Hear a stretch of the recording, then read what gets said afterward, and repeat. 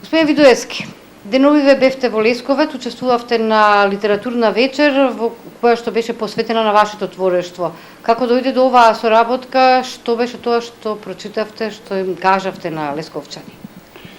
До оваа соработка дојде по иницијатива на Сдруженијето на македонците Илинден од Лесковец. Поводот или причината беше што пред 3 години таму беше прикажана представата Цунами.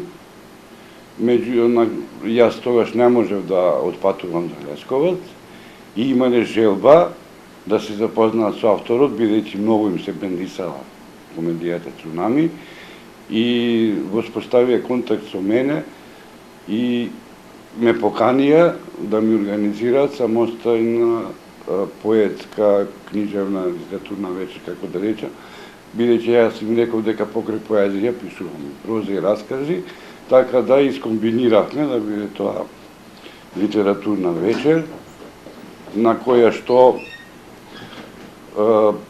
се представив со дел од моите песни и раскази.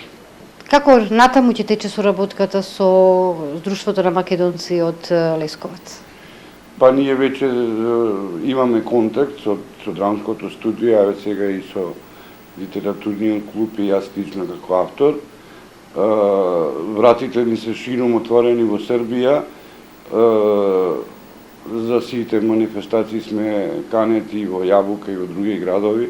Нашите представи се прикажани во 10 градови во Србија и се интересираат македонците за нашето творештво, сакаат контакти со нас и ние сме расположени секогаш кога имаме можност да настапиме дали со драмска представа или со поетска литературна вечер.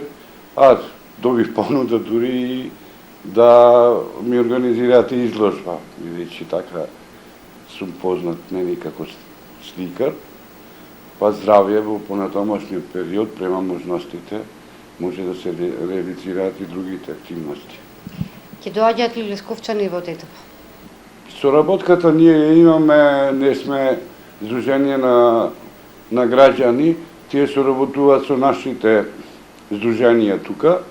Значи, таа соработка обострана оди преку Сдруженијата на македонци и тука на србите во Македонија, а инаку ние сме расположени да воспоставиме соработка и со нивните, ете во Лесковец, во рамките на Сдруженијето имаат формирана драмска секција.